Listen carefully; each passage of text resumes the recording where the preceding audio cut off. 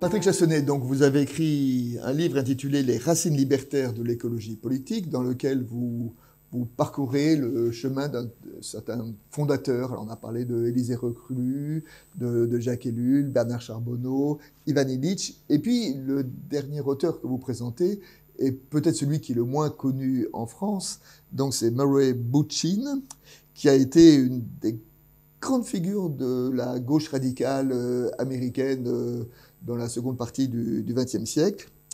Alors, on connaît l'aphorisme de Nietzsche disant que toute philosophie est une autobiographie, mais, dit-il, Nietzsche, une autobiographie déguisée qui s'ignore.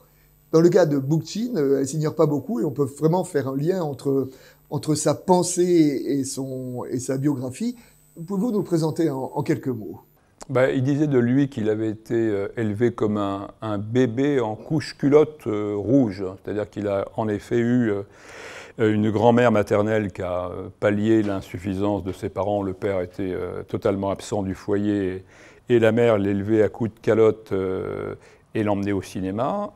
Donc la grand-mère a joué un rôle important, mais elle est morte, elle l'a élevée dans le culte de la révolution russe, puisqu'elle avait quitté le pays par risque d'arrestation, et quand la révolution de 1905 a échoué, la famille a émigré aux États-Unis. Donc la différence de Bookchin avec les autres, c'est que c'est quasiment, moi je dis de lui que c'est le plus anarchiste des écologistes et le plus écologiste des anarchistes, certes, mais c'est quand même un des rares ouvriers. C'est un ouvrier, tout simplement parce qu'il est allé jusqu'au bac, mais c'était une famille mais plus que modeste, parce qu'il a connu la soupe populaire pendant la crise de 29. Et eh bien, il passe le bac et immédiatement après, il va s'embaucher dans des fonderies et il devient ouvrier. Et il va être dans la sidérurgie, dans l'industrie automobile, une grande partie de sa vie. Bon, il a été donc un grand militant de l'action syndicale. Et puis après, il est passé de l'action syndicale à l'engagement écologique. Pouvez-vous nous dire comment ? Oui, alors c'est très, très révélateur parce qu'il a suivi le cursus communiste, puis trotskiste, et c'était un grand lecteur, c'était un autodidacte. Il a vu comment se comportaient les staliniens, voire les trotskistes d'ailleurs, pendant la guerre civile, et donc il est passé aux libertaires. Et il est entré dans l'écologie, lui, par la critique de l'industrie alimentaire et les effets sur la santé. Et de ce point de vue-là, son premier article, c'est de 1951, donc il y a quand même pas mal d'avance, donc sur les pesticides, puis même sur notre nourriture industrielle, les effets délétères, les risques de cancer. Et puis, pas de chance pour lui, il sort son livre majeur, Notre environnement synthétique, qui traite bien d'autres choses que le DDT, ce qu'a fait Rachel Carson. Et le livre de Rachel Carson est un best-seller. Beaucoup considèrent que c'est l'acte fondateur du mouvement écologiste, alors qu'en 1962, une fois encore, c'est, de mon point de vue, le livre réellement fondateur, mais qui est passé à la trappe. Et puis en 1964, il s'était mobilisé contre un projet ahurissant de construction d'une centrale, de réacteur nucléaire en plein cœur de New York. Bon, au bout de 2 ans, le projet est abandonné, donc mobilisation sur le nucléaire. Et puis, il rédige le premier manifeste d'écologie radicale en 1964. Et puis, à partir de là, il devient le leader écologiste et libertaire que l'on connaît. Alors, libertaire, bon, religieusement, il était d'origine juive, il était athée. Néanmoins, la dimension religieuse est importante dans sa pensée. Il voyait dans la Bible une des sources d'une contre-culture au monde industrialisé. Bon, alors, j'irai peut-être pas aussi loin. Je dirais qu'il ne partage pas les préjugés antichrétiens sommaires qu'on trouve chez beaucoup d'anarchistes, chez beaucoup d'anarchistes et chez beaucoup d'écologistes.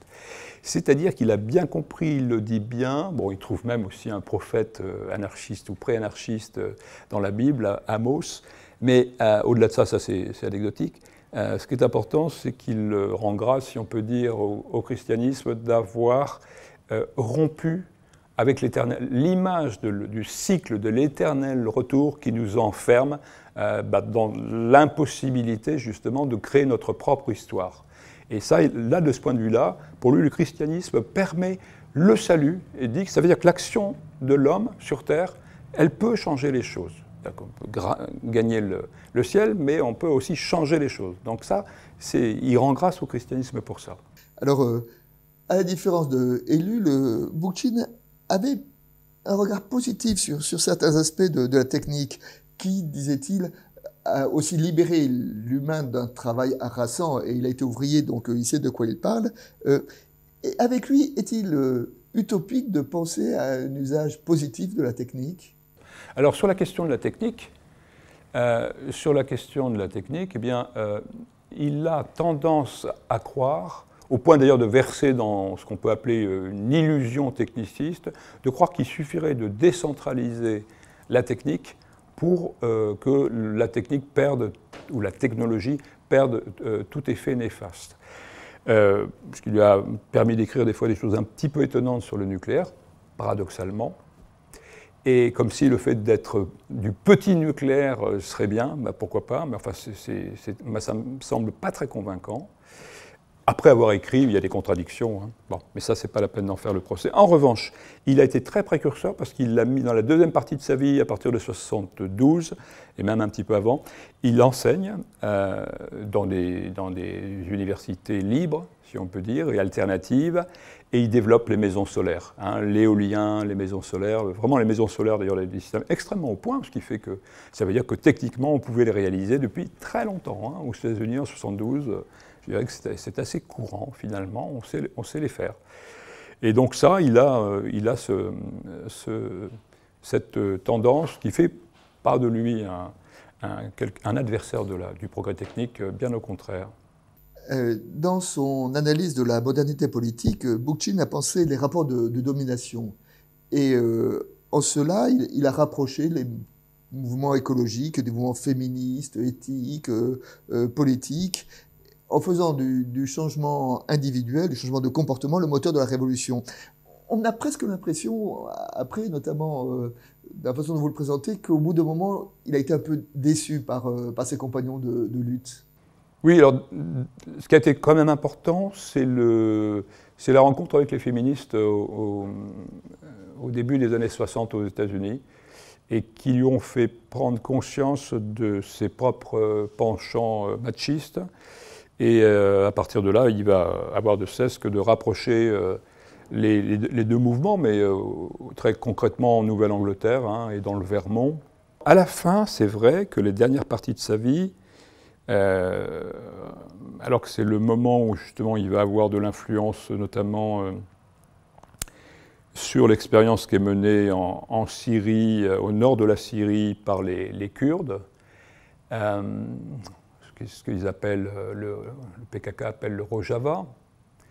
Il a une espèce de désillusion, il se retire, et il reproche aux anarchistes leur dogmatisme, c'est-à-dire que lui était quand même favorable aussi à la fin